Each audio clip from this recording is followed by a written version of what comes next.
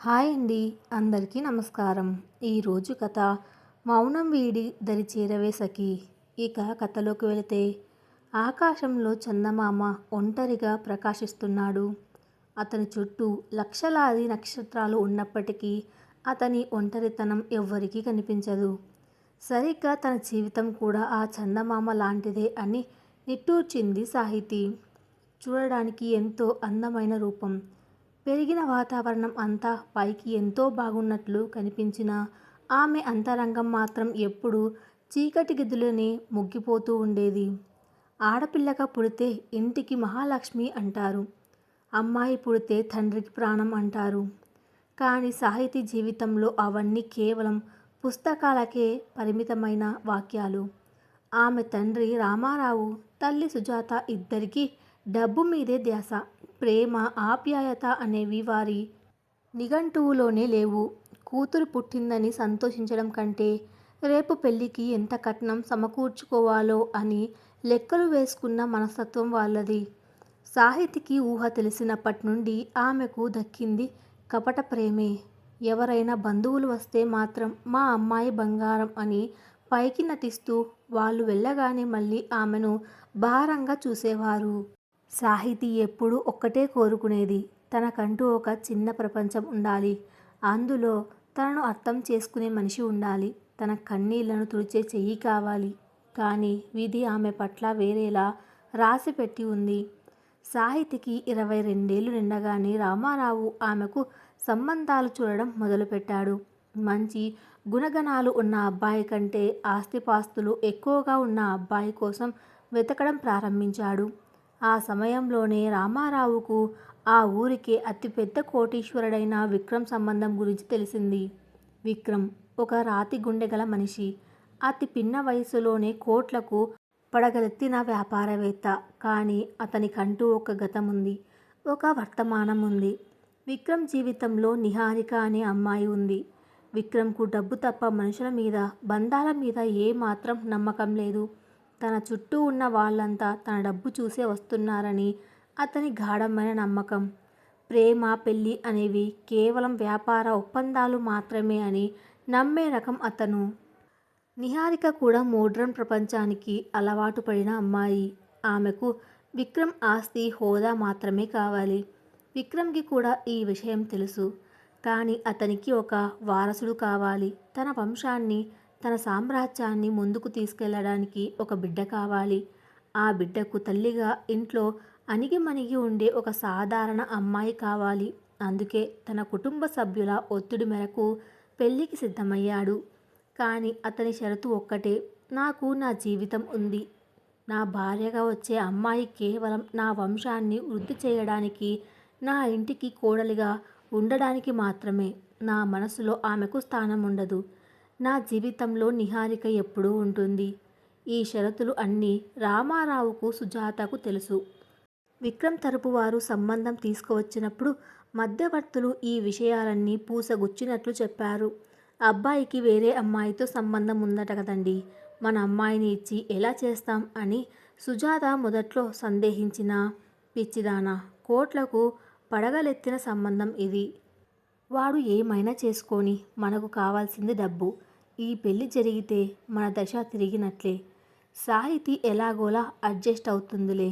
ఆడపిల్ల అన్నాక ఆ మాత్రం భరించక తప్పదు అని రామారావు తేల్చి చెప్పాడు.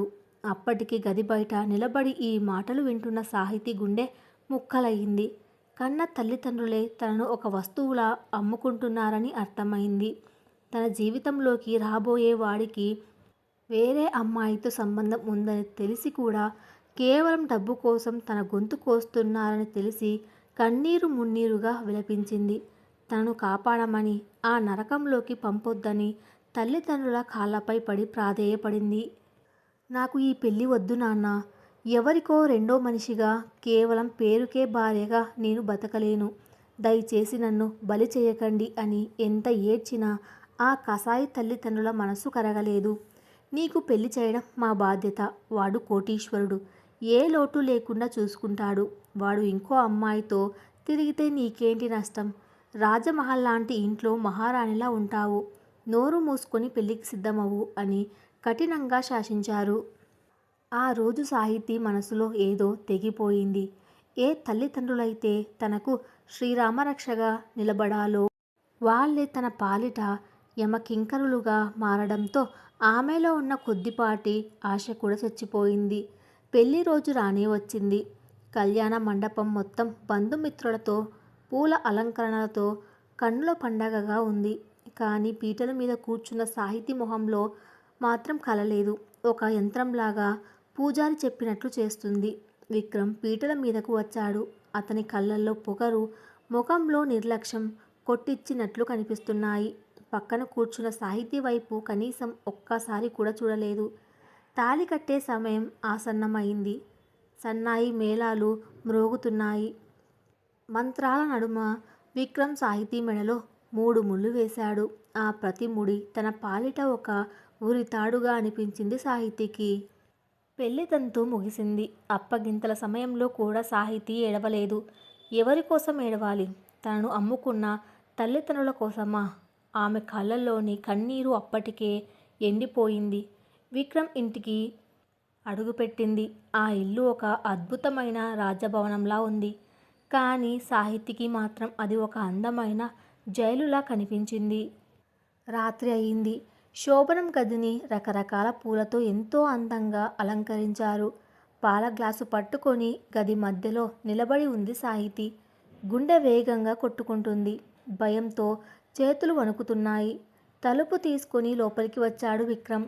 అతని చూపుల్లో కోపం, పెదవులపై ఒక వెక్కిరింపు నవ్వు ఉన్నాయి. సాహితీ చేతిలో ఉన్న పాల గ్లాసును విసిరికొట్టాడు. గాజు పలిగిన శబ్దానికి సాహితీ ఉలిక్కిపడి వెనక్కి తగ్గింది. విక్రమ్ ఆమె వైపు సూటిగా చూస్తూ కఠినమైన స్వరంతో అన్నాడు, నాటకాలు ఆడకు. నీలాంటి వాళ్ళు నా జీవితంలోకి ఎందుకు వస్తారో నాకు బాగా తెలుసు. డబ్బు, ఆస్తి, హోదా వీటి కోసమే కదా నువ్వు నా మెడకు ఉరితాడులా చుట్టుకున్నావు. నీ తల్లిదండ్రులు ఎంతకైనా తెగించి నిన్ను నాకు అంటగట్టారు. నీకు నా గురించి, నా జీవితంలో ఉన్న నిహారిక గురించి అంతా తెలుసు. అయినా సరే నువ్వు ఈ పెళ్ళికి ఒప్పుకున్నావు అంటే నీ ఉద్దేశం ఏంటో నాకు అర్థమవుతూనే ఉంది. ఆ మాటకు సాహితీ గుండె ఆగినంత పనైంది. లేదు నేను అని ఏదో చెప్పబోయింది. షటప్ అని అరిచాడు విక్రమ్. నాకు నీ మాటలు వినాల్సిన అవసరం లేదు. ఈ ఇంట్లో నీ స్థానమేంటో నేను స్పష్టంగా చెబుతున్నాను. నువ్వు కేవలం నా వంశాన్ని అభివృద్ధి చేయడానికి మాత్రమే నా భార్యగా వచ్చావు. నా పిల్లలకు తల్లివి అవుతావు అంతే. అంతకు మించి నా మనసులో కానీ, నా జీవితంలో కానీ నీకు ఎలాంటి స్థానము లేదు. నా నుంచి ప్రేమను, ఆప్యాయతను ఆశించకు. నెల నెల నీకు కావలసినంత డబ్బు నీ అకౌంట్లో పడుతుంది. నీ అవసరాలు తీర్చుకో. కానీ నా వ్యక్తిగత జీవితంలోకి తొంగి చూసే ప్రయత్నం చేయకు. విక్రమ్ మాటలు ఒక్కొక్కటిగా సాహితీ గుండెను రంపంతో కోస్తున్నట్లుగా ఉన్నాయి. మనసే లేని ఒక మనిషి ముందు తాను ఎంతలా ప్రాధేయపడినా లాభం లేదని ఆమెకు అర్థమైంది. అతను తనను ఒక మనిషిగా కాకుండా కేవలం పిల్లలు కనే ఒక యంత్రంగా, డబ్బు కోసం వచ్చిన స్వార్థపరురాలిగా ముద్ర వేశాడు. విక్రమ్ ఆమెను అలానే వదిలేసి సోఫాలో పడుకున్నాడు. సాహితీ అలానే నేల మీద కూలబడిపోయింది. ఆమె కళ్ళ నిండా కన్నీరు ధారగా కారుతోంది.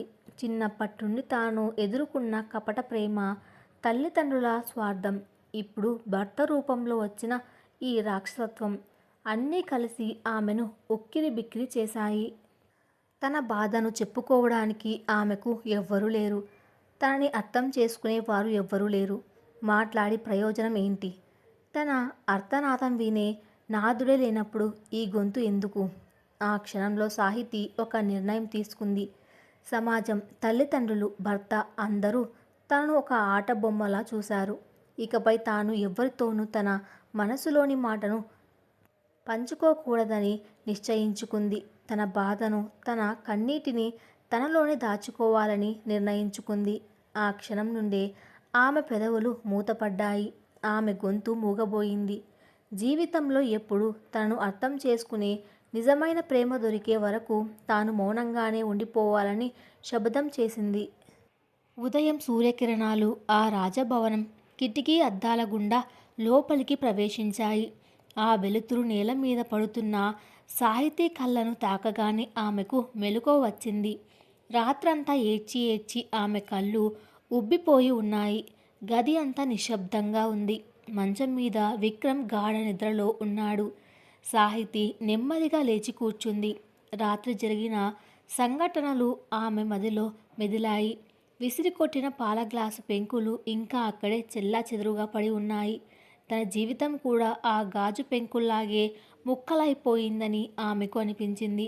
ఏ శబ్దమూ చేయకుండా నెమ్మదిగా వెళ్ళి చీపురు తీసుకువచ్చి ఆ పెంకులను ఊడ్చి చెత్తబుట్టలో వేసింది.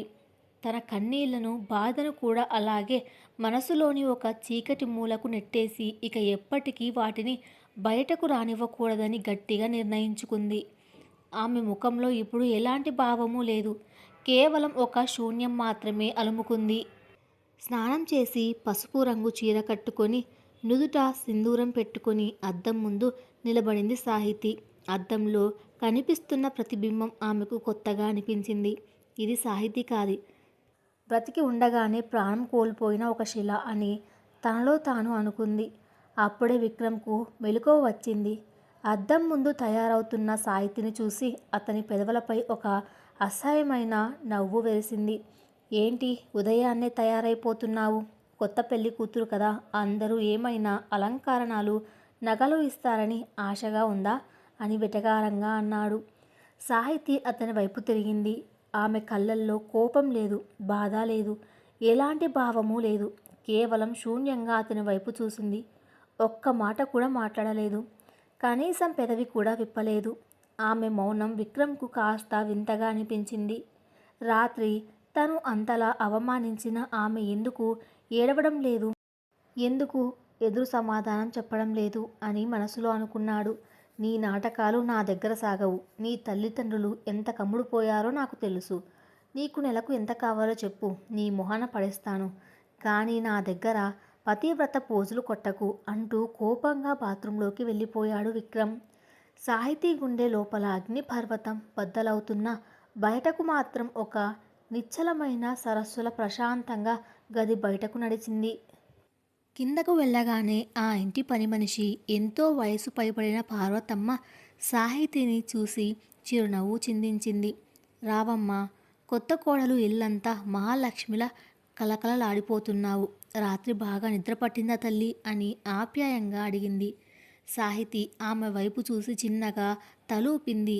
కానీ నోరు తెరిచి ఒక్క మాట కూడా అనలేదు. పార్వతమ్మకు ఆమె మౌనం కొత్త వాతావరణం వల్ల వచ్చిన బిడియం అనిపించింది. అదే సమయంలో విక్రమ్ తల్లి అన్నపూర్ణమ్మ హాల్లోకి వచ్చింది. ఆమె చాలా కఠినమైన మనిషి. ఆ ఇంటి ఆచారాలు, పట్టింపులు ఆమెకు ఎక్కువ. కొడుకు ఇష్టం లేకపోయినా ఇంటికి వారసుడు కావాలనే ఏకైక కారణంతో ఈ పెళ్లికి పట్టుబట్టింది ఆమె. సాహితి, ఇటురా అని గంభీరంగా పిలిచింది అన్నపూర్ణమ్మ. సాహితి నెమ్మదిగా వెళ్ళి ఆమె ముందు తల దించుకొని నిలబడింది. చూడు, నువ్వు ఏ ఇంటి నుంచి వచ్చావో, అక్కడ ఎలా పెరిగావో నాకు అనవసరం. ఇది విక్రమిల్లు. ఇక్కడ నా మాటే శాసనం. మా వాడికి నువ్వంటే ఇష్టం లేదు అన్న విషయం నాకు తెలుసు. కానీ నువ్వు ఈ ఇంటి కోడలివి. మా వంశాన్ని నిలబెట్టాల్సిన బాధ్యత నీదే. ఇక్కడ నీకు దేనికి లోటు ఉండదు. కానీ విక్రమ్కు ఎదురు చెప్పడం కానీ, అతని పనుల్లో జోక్యం చేసుకోవడం కానీ చేయకు. అర్థమైందా అని కరాఖండిగా చెప్పింది. సాహితి మళ్ళీ మౌనంగా తలూపింది.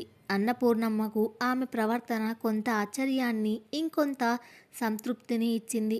సరే, చెప్పిన మాట వినేలాగే ఉంది. ఎదురు మాట్లాడే రకం కాదు అని మనసులో అనుకొని అక్కడి నుండి వెళ్ళిపోయింది. డైనింగ్ టేబుల్ దగ్గర అల్పాహారం సిద్ధమైంది. విక్రమ్ తయారై కిందకు వచ్చాడు. కుర్చీలో కూర్చుని పేపర్ చూస్తున్నాడు. సాహితి నెమ్మదిగా వచ్చి అతనికి ప్లేట్లో ఇడ్లీ వడ్డించడం మొదలుపెట్టింది. సరిగ్గా అదే సమయంలో విక్రమ్ ఫోన్ రింగ్ అయింది. స్క్రీన్ మీద నిహారిక అనే పేరు చూసి విక్రమ్ ముఖం వెలిగిపోయింది. సాహితి అక్కడే ఉన్నా పట్టించుకోకుండా ఫోన్ లిఫ్ట్ చేశాడు. Hello darling, good morning. Miss అయ్యావా అంటూ ఎంతో ప్రేమగా మాట్లాడడం మొదలుపెట్టాడు విక్రమ్. సాహితి చేతులు ఒక్క క్షణం ఆగాయి. ఒక భార్యగా తన భర్త కళ్ళెదుటే వేరే అమ్మాయితో అంత ప్రేమగా మాట్లాడుతుంటే ఏ ఆడది భరించగలదు? కానీ సాహితి మనసును ముక్కలు చేసుకోవడం అప్పటికే నేర్చేసుకుంది. "ఆ, నేను నిన్ను చాలా మిస్ అయ్యాను నిహా. ఈ రాత్రికి కలుద్దాం అదే రెస్టారెంట్లో" అంటూ మాట్లాడుతూనే సాహితీ వడ్డించిన ఇడ్లీని తినడం ప్రారంభించాడు. అతను సాహితీ రియాక్షన్ కోసం కడగంటితో చూశాడు.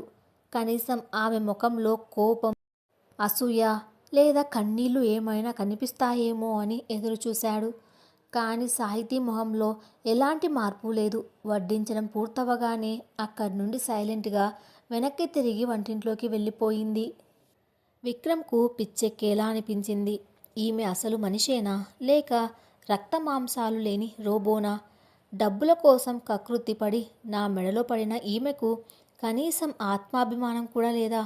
భర్త ఇంకో అమ్మాయితో మాట్లాడుతుంటే ఎలా అంత ప్రశాంతంగా ఉండగలుగుతుంది? అతని అహంకారం దెబ్బతింది. ఆమె మౌనం అతన్ని గెలవనివ్వడం లేదు. అలా అని ఓడిపోయినట్లుగా అనిపించడం లేదు. ఒక రకమైన అసహనం అతనిలో మొదలైంది. పెళ్ళై 4 రోజులు గడిచాయి. ఈ 4 రోజుల్లో సాహితీ నోటి నుండి ఒక్క మాట కూడా బయటకు రాలేదు. ఎవరితోనూ మాట్లాడలేదు. పార్వతమ్మ ఏదైనా అడిగితే సైగల ద్వారానే సమాధానం చెప్పేది.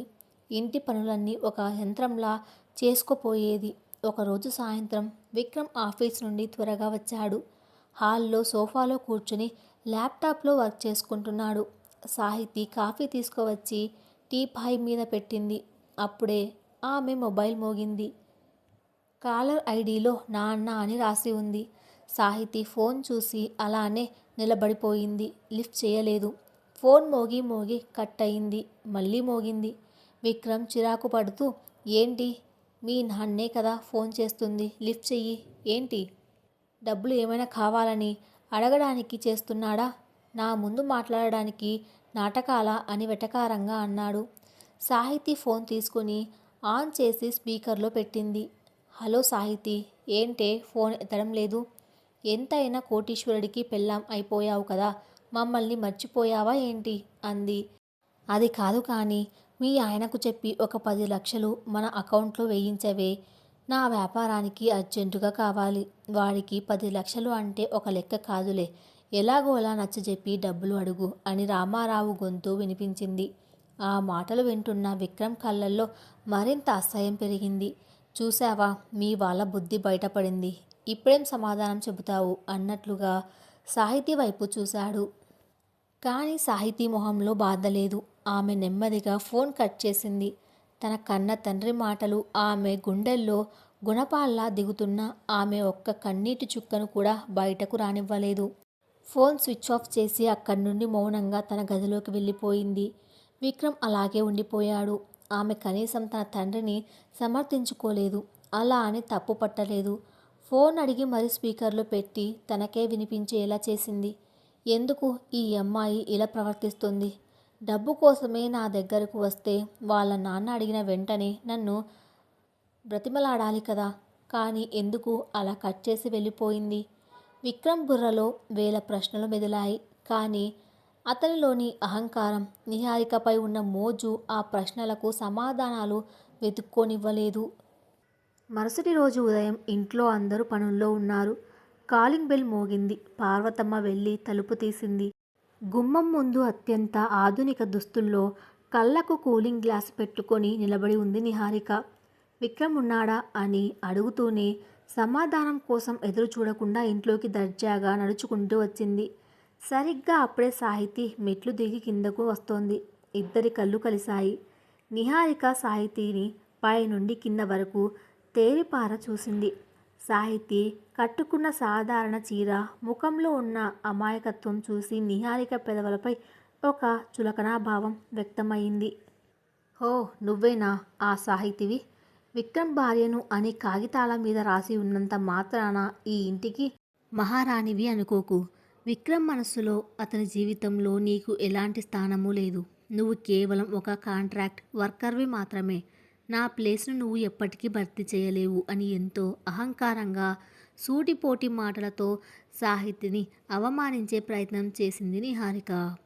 సాహితి మెట్లు దిగి నిహారిక ముందుకు వచ్చి నిలబడింది. నిహారిక కళ్ళల్లోకి సూటిగా చూసింది. సాహితి కళ్ళల్లో ఒక భయంకరమైన ప్రశాంతత ఉంది. ఆ ప్రశాంతతను చూసి నిహారికకు క్షణకాలం పాటు మాటలు రాలేదు. సాహితి ఒక్క మాట కూడా మాట్లాడలేదు. ఏ రియాక్షన్ ఇవ్వలేదు. కేవలం నిహారికను దాటుకొని వంటగదిలోకి వెళ్ళిపోయింది. నిహారికకు ఆ అవమానం తట్టుకోలేకపోయింది. ఒక సాధారణ పల్లెటూరి పిల్ల తన మాటలకు భయపడి ఏడుస్తుందని ఆశించింది. కానీ ఆమె అసలు తనని ఒక మనిషిగా కూడా లెక్క చేయనట్లుగా వెళ్ళిపోవడం నిహారిక అహంకారాన్ని దెబ్బతీసింది. అప్పుడే పైనుండి వచ్చిన విక్రమ్ నిహారికను చూసి చిరునవ్వుతో దగ్గరకు తీసుకున్నాడు. సాహితీ కిచెన్ నుండి కాఫీ కప్పులతో బయటకు వస్తూ ఆ దృశ్యాన్ని చూసింది. భర్త వేరొక స్త్రీతో సన్నిహితంగా ఉండడం ఏ భార్యకైనా నరకం లాంటిదే. కానీ సాహితీ మనసు ఒక రాయిగా మారిపోయింది. ఆమె వారి దగ్గరకు వెళ్ళి టీపాయ్ మీద కాఫీ కప్పులు పెట్టి మళ్ళీ తన పని తాను చూసుకోవడానికి వెళ్ళిపోయింది. సాహితీ యొక్క ఈ మౌనం విక్రమ్కు ప్రతి క్షణం ఒక సవాలుగా మారుతుంది. ఆ మౌనం వెనుక ఉన్నది కోపమా, బాధ లేక విరక్త అన్నది అర్థం కాక విక్రమ్ లోపల సతమతమవుతున్నాడు. ఆమె మౌనం వీడి తనతో ఎప్పుడు గొడవ పడుతుందా అని ఎదురు చూస్తున్నాడు. కానీ సాహితీ మౌనం మాత్రం రోజురోజుకు ఒక అభేద్యమైన కోటలా మారుతుంది. ఆ కోటను బద్దలు కొట్టడం విక్రమ్ వల్ల అవుతుందా? రాజభవనం లాంటి ఆ ఇంట్లో గోడ గడియారం చేసే టిక్ టిక్ శబ్దం కూడా సాహితీకి ఒక హోరులా వినిపిస్తుంది. నిహారిక వెళ్ళిపోయి గంట దాటినా విక్రమ్ ఇంకా హాల్లోనే కూర్చొని ఉన్నాడు. అతని చూపులు వంటింటి వైపు, అక్కడ పని చేసుకుంటున్న సాహితీ వైపు ఉన్నాయి. సాధారణంగా ఏ భార్య అయినా తన భర్తను వేరే అమ్మాయి కౌగిలించుకుంటే ఇల్లంతా రసాభాస చేస్తుంది, కనీసం నిలదీస్తుంది. కానీ సాహితీలో చలనం లేదు. ఆమె మౌనం ఒక లోతైన అగాధంలా అనిపిస్తుంది విక్రమ్కి. సాహితీ అని గట్టిగా పిలిచాడు విక్రమ్. సాహితీ చేతిలో ఉన్న గిన్నెను పక్కన పెట్టి నిశ్శబ్దంగా వచ్చి అతని ముందు నిలబడింది. ఆమె కళ్ళల్లో కన్నీళ్లు లేవు, అలా అని కోపము లేదు. ఒక నిశ్చలమైన సముద్రంలా ఉంది ఆమె ముఖం. ఏంటి నీ ఉద్దేశం? నా ఇంట్లోకి నిహారిక వస్తే నీకు కనీసం అభ్యంతరం లేదా? నీ భర్తను ఒక పరాయి స్త్రీ తాకుతుంటే నీకు రక్తం మరగడం లేదా? లేక నీకు అంతా తెలుసు కాబట్టి కేవలం డబ్బు కోసం ఈ అవమానాన్ని కూడా భరిస్తావా? విక్రమ్ అడుగుతున్న ప్రతి మాటలో ఒక రకమైన కసితో కూడిన అసహనం ఉంది. సాహితీ అతని కళ్ళలోకి చూసింది. ఆమె పెదవులు కదలలేదు. నువ్వు నా భర్తవి అని ఎప్పుడు అనుకున్నావు? కేవలం వంశావృద్ధికి తెచ్చుకున్న వస్తువువి అన్నావు కదా. వస్తువుకి మనోభావాలు ఉంటాయా అని ఆమె కళ్ళు అడుగుతున్నట్లు అనిపించింది విక్రమ్కి. ఆమె సమాధానం చెప్పకుండా అతను తాగి వదిలేసిన కాఫీ కప్పును అందుకొని వెనక్కి తిరిగింది. ఆగు, నేను అడిగిన దానికి సమాధానం చెప్పకుండా వెళ్ళిపోతున్నావు అంటూ విక్రమ్ ఆమె చెయ్యి పట్టుకొని తన వైపుకు లాక్కున్నాడు. ఆ వేగానికి సాహితీ విక్రమ్ రొమ్ములకు తగిలి ఆగిపోయింది. ఆమె గుండె చప్పుడు అతనికి స్పష్టంగా వినిపిస్తుంది. అది భయంతో కొట్టుకోవడం లేదు, ఒక రకమైన వైరాగ్యంతో కొట్టుకుంటుంది. విక్రమ్ ఆమె కళ్ళలోకి చూశాడు. ఆ కళ్ళల్లో ఒక పెద్ద శూన్యం ఉంది. తను ఎంతోమందిని చూశాడు, కానీ ఇలాంటి చూపును ఎక్కడా చూడలేదు. తన చేతిని విడిపించుకోవడానికి కూడా ఆమె ప్రయత్నించలేదు. అతనే ఆమె చెయ్యి వదిలేయాల్సి వచ్చింది. పో, వెళ్ళిపో. నీ ఈ మూగ వేషాలు ఎన్నాళ్ళు సాగుతాయో చూస్తాను అని విసుగ్గా అన్నాడు. సాహితీ వెళ్ళిపోయింది. మధ్యాహ్నం భోజనం సమయంలో అన్నపూర్ణమ్మ సాహితీని పిలిచింది. సాహితీ, రేపు మన కులదైవం గుడిలో ప్రత్యేక పూజ ఉంది. పెళ్ళైన కొత్త జంటగా మీరు వెళ్ళాలి. నీ భర్తకు ఇష్టం ఉన్నా లేకపోయినా ఈ ఇంటి ఆచారం ప్రకారం నువ్వు అతన్ని ఒప్పించి తీసుకువెళ్ళాలి. పెళ్లి విషయంలో వాడు ఇప్పటికే చాలా మొండిగా ఉన్నాడు. కానీ సమాజం ముందు మనం ఒక గౌరవప్రదమైన కుటుంబంలా కనిపించాలి. నువ్వు సిద్ధంగా ఉండు అని ఆజ్ఞాపించింది. సాహితీ తలూపింది. కానీ విక్రమ్ను ఒప్పించడం సాధ్యమైన విషయం కాదు. అతను తనని అసహించుకుంటుంటే తనతో కలిసి గుడికి వస్తాడా?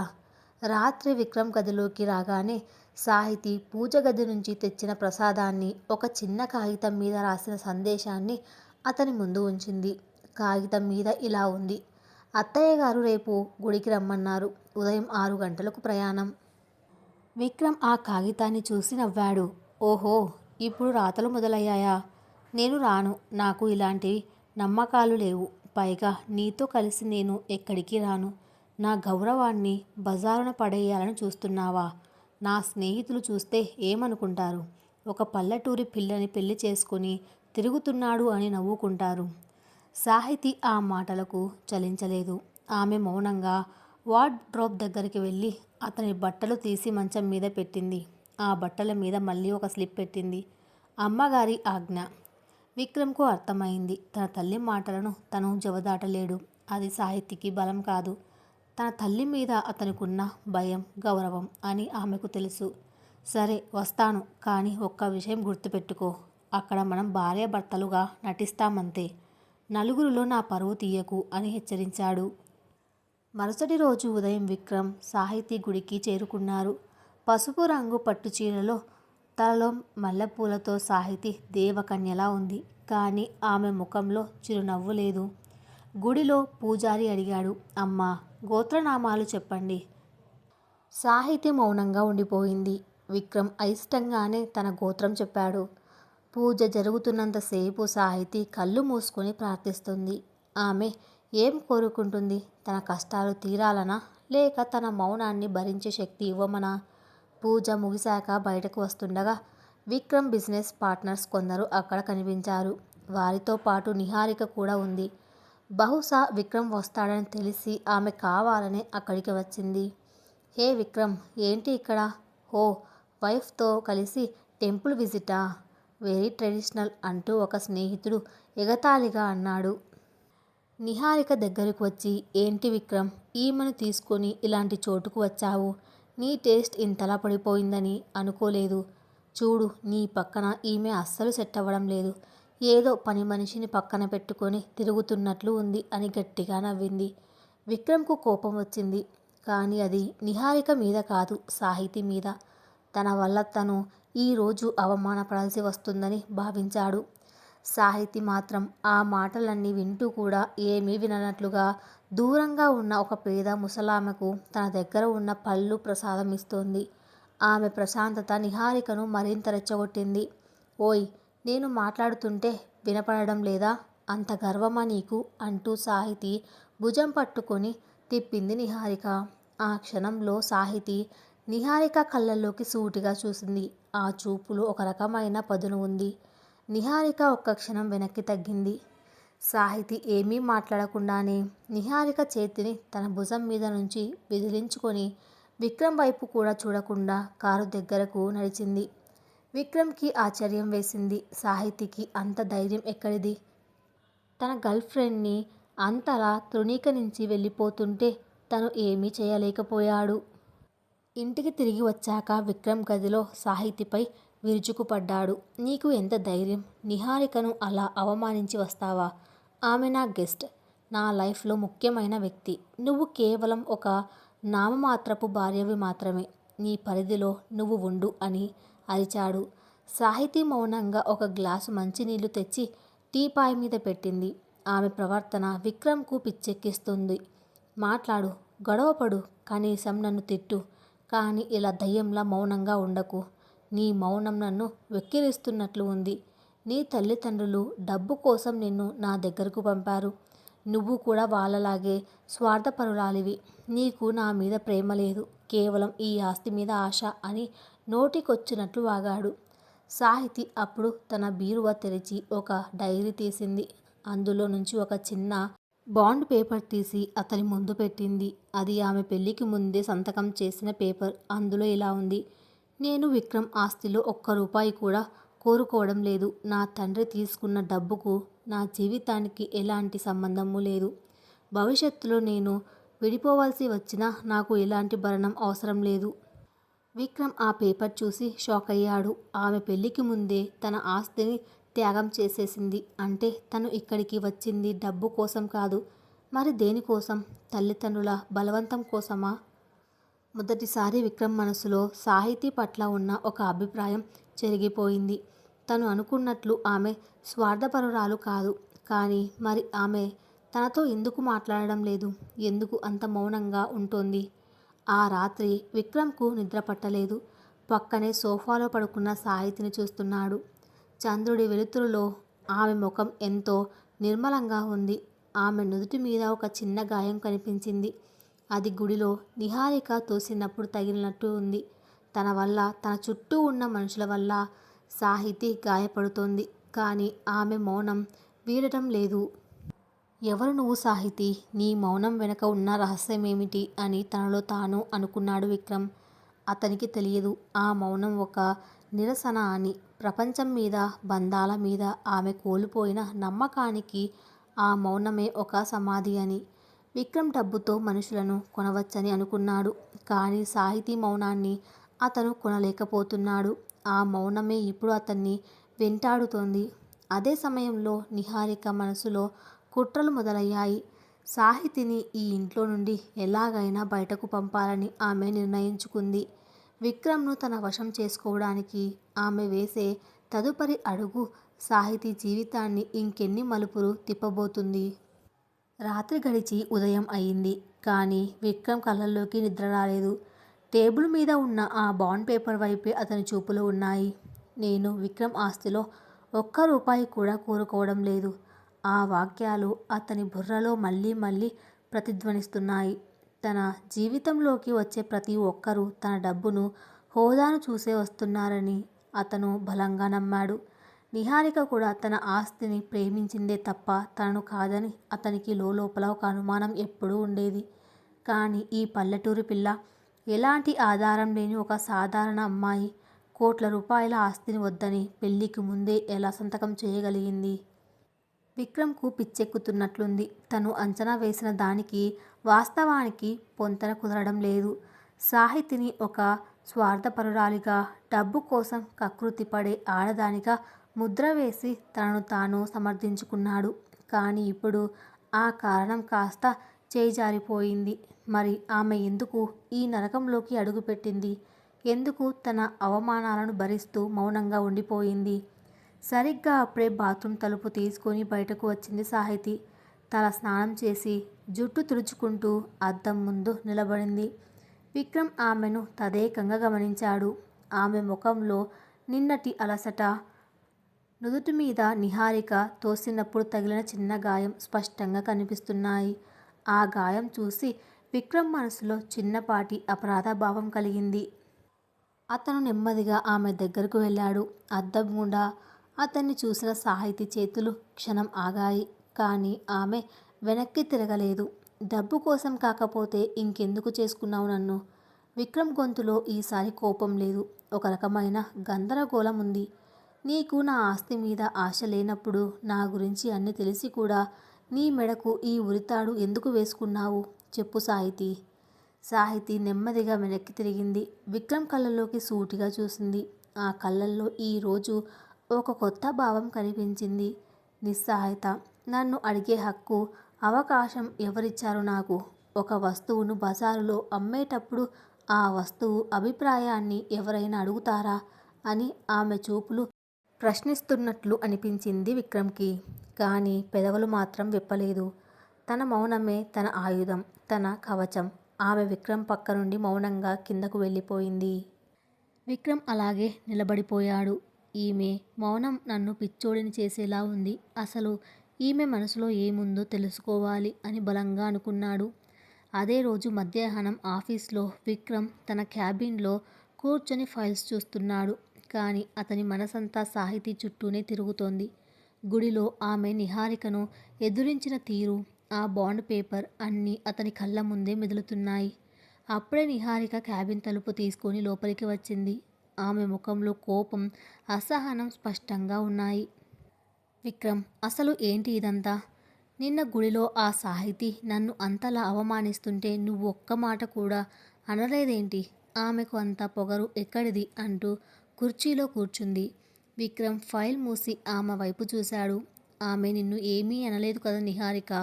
నువ్వే ముందు ఆమెను కవ్వించావు. ఆ మాట వినగానే నిహారిక షాక్ అయింది. విక్రమ్ సాహితిని వెనకేసుకు వస్తున్నాడా? ఏంటి విక్రమ్, ఆమెకు సపోర్ట్ చేస్తున్నావా? ఆ పల్లెటూరు దయ్యం నీకు ఏదైనా మందు పెట్టిందా ఏంటి? డబ్బుల కోసం వచ్చిన ఒక బిచ్చగత్తె నన్నే అగౌరవపరుస్తుందా అని అరిచింది. ఆమె డబ్బు కోసం రాలేదు నిహా అన్నాడు విక్రమ్ నెమ్మదిగా. ఆమెకు నా ఆస్తిలో చిల్లి గవ్వ కూడా వద్దని పెళ్లికి ముందే అగ్రిమెంట్ మీద సంతకం చేసి ఇచ్చింది. నిహారిక ఒక్క క్షణం అవాక్కయింది. కానీ వెంటనే తేరుకొని పగలబడి నవ్వింది. ఓ మై గాడ్ విక్రమ్, నువ్వు ఇంత అమాయకుడివి అనుకోలేదు. ఇదంతా వాళ్ళ ప్లాన్.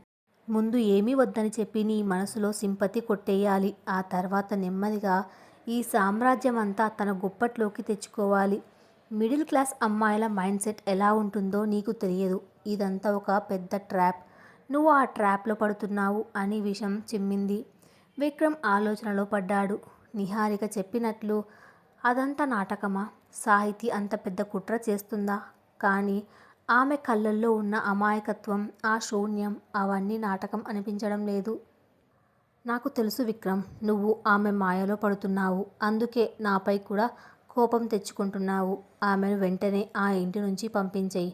లేకపోతే మన మధ్య దూరం పెరుగుతుంది అని వార్నింగ్ ఇచ్చి వెళ్ళిపోయింది నిహారిక. ఇంట్లో సాహితీ పరిస్థితి ఏమీ బాలేదు. ఉదయం నుంచి ఆమెకు విపరీతమైన తలనొప్పి, ఒళ్ళు నొప్పులు ఉన్నాయి. గుడిలో నిహారిక తోసినప్పుడు నుదుటికి తగిలిన గాయం చిన్నదే అయినా అది సరిగ్గా శుభ్రం చేసుకోకపోవడం వల్ల ఇన్ఫెక్షన్ అయ్యింది. దానికి తోడు మానసిక ఒత్తిడి, నిద్రలేమి ఆమెను శారీరకంగా కృంగదీశాయి. అయినా సరే ఆమె తన పనులు తాను చేసుకుంటూనే ఉంది. సాయంత్రం అందరికీ కాఫీలు ఇస్తూ వంటగదిలో పనిచేస్తోంది. పార్వతమ్మ సాహితిని గమనించి దగ్గరకు వచ్చింది.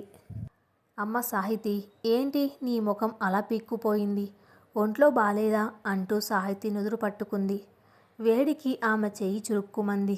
అమ్మ బాబోయ్, ఒళ్ళు కాలిపోతుంది తల్లి. ఇంత జ్వరం పెట్టుకొని ఈ పనులేంటమ్మా? వెళ్ళి పడుకో, నేను చూసుకుంటాను అని ఆందోళనగా అంది. సాహితి చిన్నగా నవ్వి పర్వాలేదు అన్నట్లుగా సైగ చేసి మళ్ళీ పనిలోకి వెళ్ళబోయింది. కానీ అకస్మాత్తుగా ఆమె కళ్ళు బైర్లు కమ్మాయి. చేతిలో ఉన్న గిన్నె కింద పడిపోయింది. మరుక్షణమే సాహితి నేల మీద కుప్పకూలిపోయింది. అమ్మ సాహితి అని అరుస్తూ పార్వతమ్మ పరిగెత్తుకెళ్ళింది. ఆ శబ్దానికి హాల్లో ఉన్న అన్నపూర్ణమ్మ కూడా పరుగెత్తుకొని వచ్చింది. సరిగ్గా అదే సమయానికి విక్రమ్ ఇంటికి వచ్చాడు. కిచెన్లో గందరగోళం చూసి వేగంగా అటు వెళ్ళాడు. నేల మీద అపస్మారక స్థితిలో పడి ఉన్న సాహితిని చూడగానే అతని గుండెల్లో ఏదో తెలియని అలజడి మొదలయ్యింది. ఏమైంది అని అడుగుతూ వెంటనే ఆమె దగ్గరకు వాలిపోయాడు. చూడు బాబు, ఒళ్ళు మండిపోతుంది. ఎప్పటినుంచి ఈ జ్వరంతో బాధపడుతుందో. కనీసం నోరు తెరిచి ఒక్క మాట కూడా చెప్పలేదు అని ఏడుస్తూ చెప్పింది పార్వతమ్మ. విక్రమ్ వెంటనే సాహితిని తన 2 చేతుల్లోకి తీసుకున్నాడు. పూల రెక్కల్లా ఉన్న ఆమె బరువు అతనికి ఏమాత్రం అనిపించలేదు. నేరుగా తన గదిలోకి తీసుకువెళ్ళి మంచం మీద పడుకోబెట్టాడు. డాక్టర్కు ఫోన్ చేశాడు. కొద్దిసేపటికి ఫ్యామిలీ డాక్టర్ వచ్చాడు. సాహితిని పరీక్షించి ఆమె నుదుటి మీద ఉన్న గాయాన్ని చూశాడు. విక్రమ్, ఏంటి ఈ నిర్లక్ష్యం? గాయం తగిలితే కనీసం ఫస్ట్ ఎయిడ్ కూడా చేయరా? దానికి ఇన్ఫెక్షన్ అయ్యి ఫీవర్ వచ్చింది. పైగా ఎమర్జెన్సీ ట్రీట్మెంట్ అవసరమయ్యేంత వీక్గా ఉంది తన బాడీ. సరైన ఫుడ్ లేదు, నిద్ర లేదు. తనకి ఇదంతా ఏమైనా సూసైడ్ మిషనా? ఒక భర్తగా నువ్వు ఏం చేస్తున్నావు అని డాక్టర్ తీవ్రంగా మందలించాడు. ఆ మాటలు విక్రమ్ను ఒక కొరడాతో కొట్టినట్లు అనిపించింది. ఒక భర్తగా తాను ఏం చేస్తున్నాడు? రోజూ ఆమెను అవమానిస్తున్నాడు, అనుమానిస్తున్నాడు, మానసికంగా హింసిస్తున్నాడు. ఇవన్నీ విక్రమ్కు మొదటిసారి తన తప్పులుగా అనిపించాయి. డాక్టర్ ఇంజెక్షన్ చేసి మందులు రాసిచ్చాడు. ఫీవర్ తగ్గడానికి టైం పడుతుంది. తన పక్కనే ఉండి చూసుకోండి అని చెప్పి వెళ్ళిపోయాడు. రాత్రి 9 గంటలవుతుంది. గదిలో చిన్న లైట్ మాత్రమే వెలుగుతుంది. సాహితికి సలైన్ పెట్టారు. విక్రమ్ ఆమె పక్కనే కుర్చీ వేసుకుని కూర్చున్నాడు. ఆమె ముఖం పాలిపోయి ఉంది.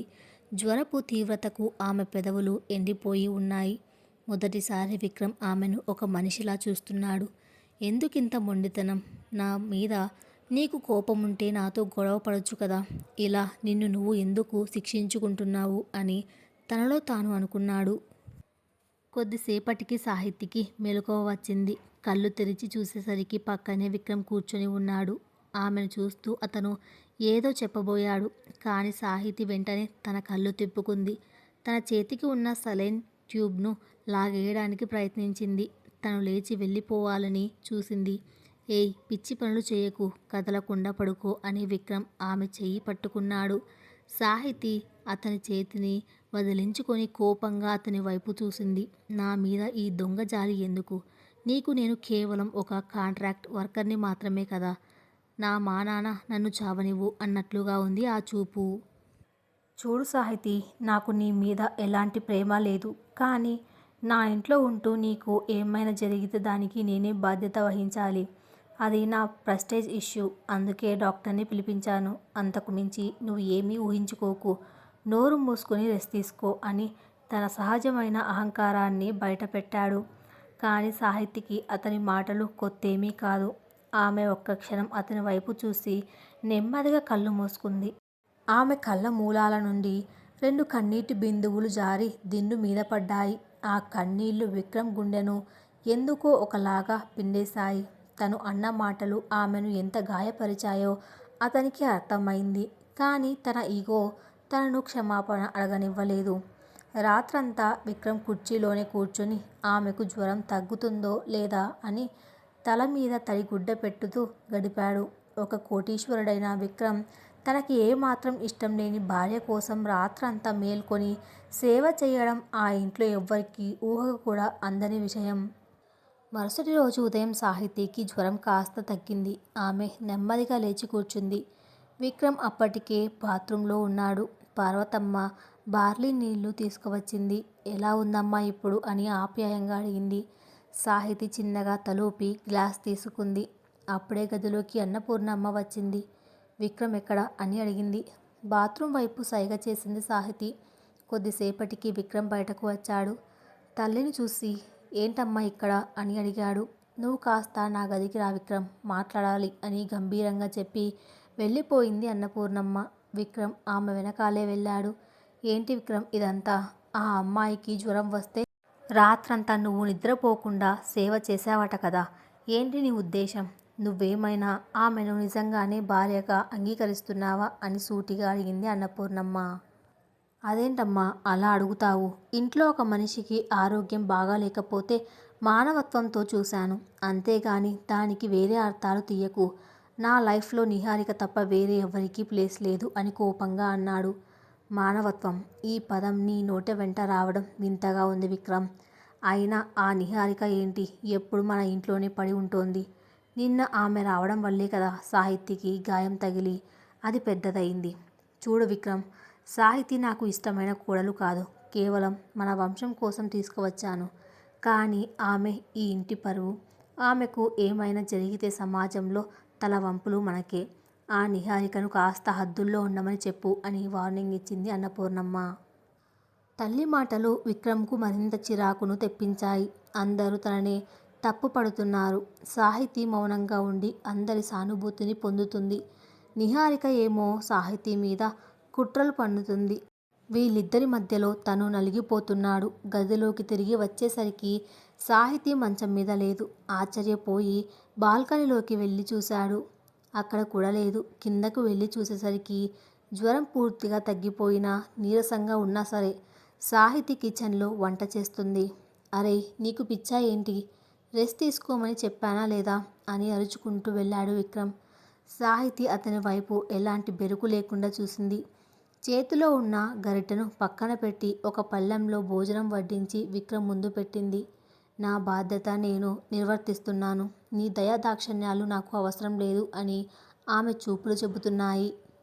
ఆమెను చూస్తుంటే విక్రమ్కు ఒకవైపు విపరీతమైన కోపం, మరొక వైపు చెప్పలేనంత ఆశ్చర్యం కలుగుతున్నాయి.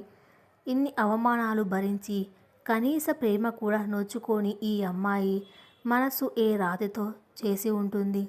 కానీ విక్రమ్కి తెలియని నిజం ఏమిటంటే సాహితి మనసు రాయి కాలేదు. అది ఎప్పుడూ ముక్కలైపోయింది.